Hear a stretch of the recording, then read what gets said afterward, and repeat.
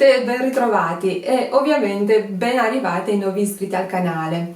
Ecco, prima di proseguire con le varie serie che ho iniziato prima di questa brevissima pausa estiva, ossia appunto la serie dedicata alla cura dei capelli con l'Enée oppure alla presenza dei siliconi nei prodotti per capelli, nonché la serie che mi sembra abbia riscosso più successo di tutte le altre, ossia quella dedicata all'utilizzo degli oli essenziali nella nostra cura quotidiana.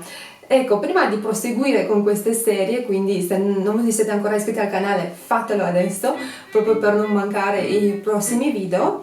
Volevo rispondere ad una domanda ricorrente in questi giorni, in queste settimane. Mi avete mandato tantissimi messaggi inerenti a questo soggetto, che evidentemente, essendo in pieno periodo estivo, c'è chi è già andato al mare, c'è chi ancora deve andare e utilizzando le erbe tintorie sorge un dubbio.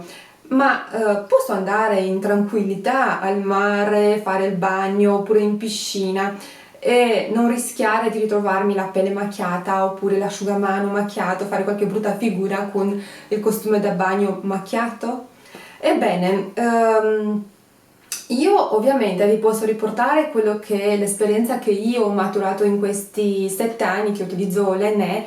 E la mia esperienza ovviamente si rifà alla qualità di Enée che utilizzo io da sempre e che attualmente trovate anche appunto nel mio shop online curavisoecapelli.it.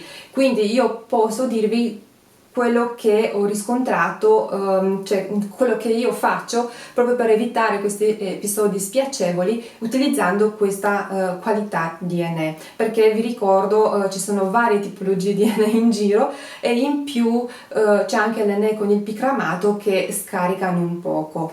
Detto ciò, il mio consiglio è: se utilizzate l'Enée per colorare i vostri capelli, che siano bianchi o meno, e volete andare al mare ed evitare episodi spiacevoli, il mio consiglio è di fare l'enata al minimo una settimana prima della partenza per il mare. In questo modo date tempo alle erbe tintorie di fissarsi sui capelli e nello stesso tempo nel lasso di 7 giorni immagino farete almeno 2 shampoo. Ebbene, questi 2 shampoo aiuteranno a scaricare quel surplus di colore, diciamo così, che solitamente si scarica. In questo modo, se fate questi 2 shampoo in questi 7 giorni prima di partire per il mare, sapete bene che solo il Katame Indigo scarica, quindi la Lawsonia si fissa bene sui capelli, il Katame Indigo ha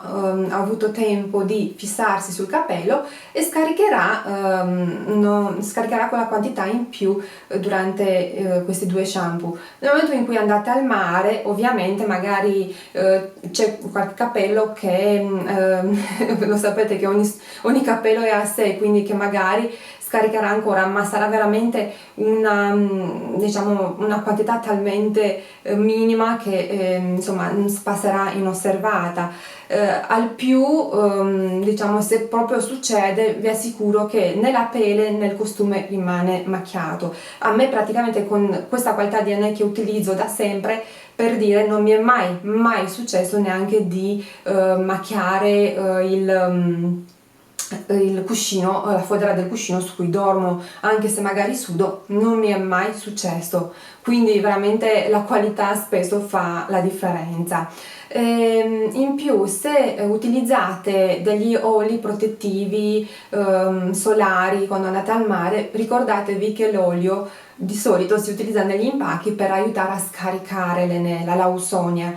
Quindi in questo caso, non lo so, fate qualche prova, probabilmente quando fate lo shampoo o comunque quando uscite dall'acqua del mare potrebbero verificarsi insomma dell'acqua colorata che scarica. Quindi in questo caso veramente dovete vedere voi. Io di solito non applico, avendo i capelli grassi e molto fini, cioè spruzzare un olio sui capelli è proprio l'ultima cosa che farei, perché sembrerebbero subito sporchi, quindi veramente dipende molto dalla tipologia di capelli, quindi se i vostri sono crespi, sono grossi, sicuramente l'olio potrebbe aiutare e magari non avete quell'aspetto di capello sporco. Ricordatevi anche sempre di guardare l'inci, è importantissimo, perché la stragrande maggioranza dei prodotti di oli protettivi per capelli che si trova là fuori è ricca in siliconi.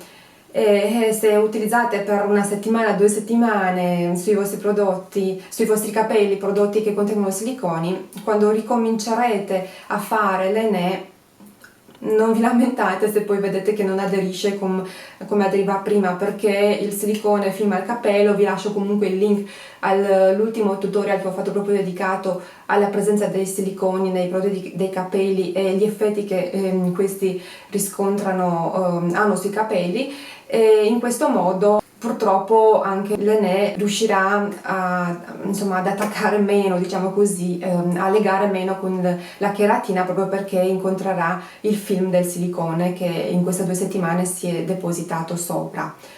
E niente, tutto qui. Probabilmente farò anche un video che è tantissimo richiesto, ma soprattutto nelle domande che mi fate, legato ai come contrastare, a come combattere, a come prevenire la secchezza dei capelli dopo che utilizziamo le erbe tintorie.